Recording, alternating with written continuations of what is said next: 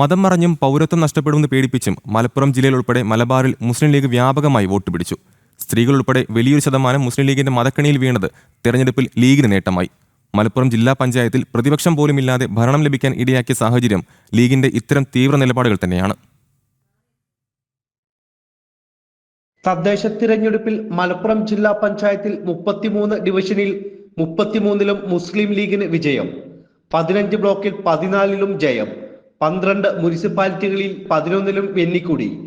മുസ്ലിം ലീഗിന്റെ മതപ്രീണനത്തിന്റെ നേർസാക്ഷ്യമാണ് എതിരാളികൾ 7 അയലത്ത് പോലും ഇല്ലാത്ത ഈ വിജയം. മതം തന്നെയാണ് ഞങ്ങൾക്ക് മുഖ്യമെന്ന് മുസ്ലിം ലീഗ് നേതാവ് KM ഷാജി അടക്കമുള്ളവർ തെരഞ്ഞെടുപ്പിന് തൊട്ടു മുൻപ് തുറന്നു പറഞ്ഞിരുന്നു. ഇതുതന്നെയായിരുന്നു അവരുടെ പ്രധാന പ്രചരണ ആയുധവും. വീടുകൾ കയറി അവർ മതപരമായി വോട്ടുകൾ അഭ്യർത്ഥിച്ചു. SIR കൊണ്ടുവന്നത് മുസ്ലിം സമുദായത്തിന്റെ പൗരത്വം നഷ്ടപ്പെടുത്തുന്നതിന് ആണെന്ന് വ്യാപകമായി തെറ്റിദ്ധരിപ്പിച്ചു. സാധാരണക്കാർ വിശ്വസിക്കുന്ന തരത്തിലുള്ള വ്യാപക പ്രചരണം ആയിരുന്നു ലീഗ് പ്രാദേശിക നേതൃത്വം വീടുകളിൽ നടത്തിയിരുന്നത്. പ്രത്യേകിച്ച് ന്യൂനപക്ഷങ്ങൾ ഏറെയുള്ള മലപ്പുറത്ത് ഇതുമാത്രമായിരുന്നു പ്രധാന പ്രചരണ ആയുധം.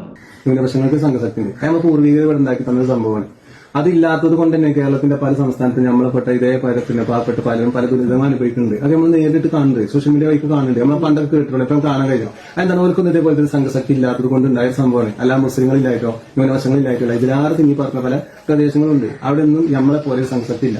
അപ്പൊ ഇത്രയും വിഷയം ഇപ്പൊ നമുക്ക് സുഖമായിട്ട് നമ്മൾ ജീവിക്കുന്നുണ്ട്. നമ്മൾ പൂർവികർ ഉണ്ടാക്കി തന്ന ഏത് സംഘശക്തിന്റെ ബലത്തിലാണ് നമ്മൾ പല ആദർശവും പല ആശയത്തിലാണെങ്കിലും പക്ഷെ ഒരു വിഷയം വരുമ്പോൾ നമ്മൾ ഒരുമിക്കുന്നുണ്ട്. അതുകൊണ്ട് ആ ബലത്തിലാണ് നമ്മളിപ്പോ നിൽക്കുന്നത്. പക്ഷേ ഇപ്പൊ നമുക്കൊരു പ്രശ്നമൊന്നുമില്ല. പക്ഷെ നമ്മൾ വരും തലമുറ നമ്മൾ ഇതേ സുഖത്തിലൂടെ ഓരോ ജീവിച്ചു പോകണമെന്നുണ്ടെങ്കിൽ ഇപ്പൊ നമ്മൾ പണിയെടുക്കേണ്ടത് നടക്കുമോ? ഇപ്പൊ നമ്മൾ വാളെടുക്കേണ്ട ആവശ്യമില്ല. നമ്മൾ വിരലെത്തുമ്പോൾ മാത്രം മതി. അത് നമ്മളിപ്പോ ഇവിടെ സൂചിപ്പിച്ചു കഴിഞ്ഞാൽ അവർക്ക് എത്തും.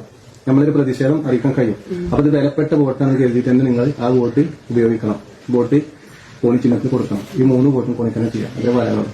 STPI, ജമാഅത്തെ ഇസ്ലാമി പോലുള്ള മത മൗലികവാദ സംഘടനകളും UDF-നൊപ്പം ചേർന്നതോടെ മുസ്ലിം മതവിഭാഗത്തിന്റെ വോട്ടുകൾ ഏകീകരിക്കപ്പെട്ടു.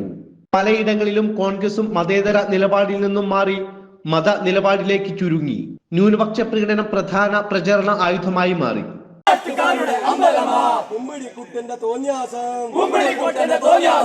അമ്പലത്തിൽ വേണ്ടട്ടോ